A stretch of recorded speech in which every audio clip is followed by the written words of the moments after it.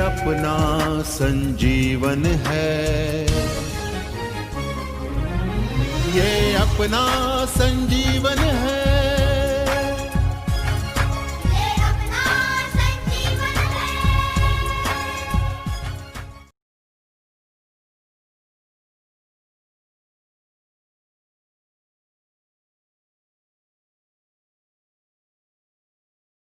Hello class, पिछले class में हमने कक्षा 8वीं की 9वीं कविता कबीर की साखियाँ देखी। कविता के साथ इस कविता पर आधारित शब्दार्थ तथा हर एक दोहे की व्याख्या हमने देखी है। तो आज हम इस कविता पर आधारित प्रश्नोत्तर देखेंगे। तो इस कविता पर आधारित पहला प्रश्न इस प्रकार है, तलवार का महत्व होता है, म्यान का नहीं। उक्त उदाहरण से कबीर क्या कहना चाहते हैं, स्पष्ट कीजिए। उत्तर है, तलवार का महत्व होता है, म्यान का नहीं से कबीर यह कहना चाहते हैं कि असली चीज़ की कद्र की जानी चाहिए, दिखावटी वस्तु का कोई महत्व नहीं होता। इसी प्रकार किसी व्यक्ति की पहचान अथवा उसका मोल उसकी काबिलियत के अनुसार तय होता है, न कि कुल, जाति, धर्म आदि से।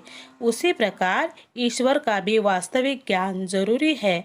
ढोंग, आडंबर तो म्यान के समान निरर्थक है।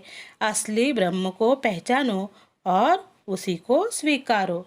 अगला प्रश्न देखते हैं, प्रश्न क्रमांक 2। पाठ की तीसरी साखी जिसकी एक पंक्ति है, मनुआ तो दहु दिसी फिरे, यह तो सुमिरन नाही, के द्वारा कबीर क्या कहना चाहते हैं। उत्तर है, कबीरदास जी इस पंक्ति के द्वारा यह कहना चाहते हैं कि भगवान का स्मरण एकाग्रचित होकर करना चाहिए। इस साखी के द्वारा कबीर केवल माला फेरकर ईश्वर की उपासना करने को ढोंग बताते हैं। अगला प्रश्न है, प्रश्न क्रमांक 3। कबीर घास की निंदा करने से क्यों मना करते हैं, पढ़े हुए दोहे के आधार पर स्पष्ट कीजिए। उत्तर है, घास का अर्थ है पैरों में रहने वाली तुच्छ वस्तु। कबीर अपने दोहे में उस घास तक की निंदा करने से मना करते हैं जो हमारे पैरों के तले होती है। कबीर के दोहे में घास का विशेष अर्थ है। यहाँ घास दबे कुचले व्यक्तियों की प्रतीक है। कबीर के दोहों का संदेश यही है कि व्यक्ति या प्राणी चाहे वो जितना भी छोटा हो, उसे तुच्छ समझकर उसकी निंदा नहीं करनी चाहिए। हमें सबका सम्मान करना चाहिए। अगला प्रश्न है, प्रश्न क्रमांक 4। मनुष्य के व्यवहार में ही दूसरों को विरोधी बना लेने वाले दोष होते हैं, यह भावार्थ किस दोहे से व्यक्त होता है। उत्तर है, जग में बैरी कोई नहीं, जो मन शीतल होए, या आपा को डारी दे, दया करे सब कोय। अगला प्रश्न है, प्रश्न क्रमांक 5। या आपा को डारी दे, दया करे सब कोय, ऐसी बानी बोलिए, मन का आपा खोए। इन दोनों पंक्तियों में आपा को छोड़ देने या खो देने की बात की गई है। आपा किस अर्थ में प्रयुक्त हुआ है? क्या आपा स्वार्थ के निकट का अर्थ देता है या घमंड का?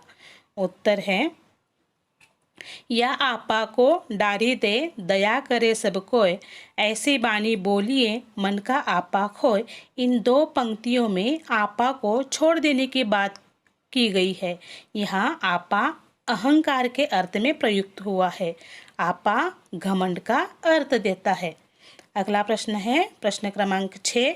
आपके विचार में आपा और आत्मविश्वास में तथा आपा और उत्साह में क्या कोई अंतर हो सकता है? स्पष्ट करें। उत्तर है, आपा और आत्मविश्वास में तथा आपा और उत्साह में अंतर हो सकता है। पहला है आपा और आत्मविश्वास। आपा का अर्थ है अहंकार, जबकि आत्मविश्वास का अर्थ है अपने ऊपर विश्वास। दूसरा है आपा और उत्साह। आपा का अर्थ है अहंकार, जबकि उत्साह का अर्थ है किसी काम को करने का जोश। अगला प्रश्न है, प्रश्न क्रमांक 7। सभी मनुष्य एक ही प्रकार से देखते सुनते हैं, पर एक समान विचार नहीं रखते। सभी अपनी अपनी मनोवृत्तियों के अनुसार कार्य करते हैं। पाठ में आई कबीर की किस साखी से उपर्युक्त पंक्तियों के भाव मिलते हैं? एक समान होने के लिए आवश्यक क्या है? लिखिए। उत्तर है आवत गारी एक है, उलटत होई अनेक, कह कबीर नहीं उल्टिए, वही एक की एक। तो मनुष्य के एक समान होने के लिए सबकी सोच का एक समान होना आवश्यक है। अगला प्रश्न है प्रश्न क्रमांक 8, कबीर के दोहों को साखी क्यों कहा जाता है? उत्तर है कबीर के दोहों को साखी इसलिए कहा जाता है क्योंकि इनमें श्रोता को गवाह बनाकर साक्षात ज्ञान दिया गया है। कबीर समाज में फैली कुरीतियों, जातीय भावनाओं और बाह्य आडंबरों को इस ज्ञान द्वारा समाप्त करना चाहते थे। तो बच्चों, यहाँ पर कबीर की साखियाँ इस कविता पर आधारित प्रश्न उत्तर पूर्ण हो जाते हैं। तो आपका गृह कार्य है दिए गए प्रश्न उत्तर सुंदर अक्षरों में लिखिए। धन्यवाद।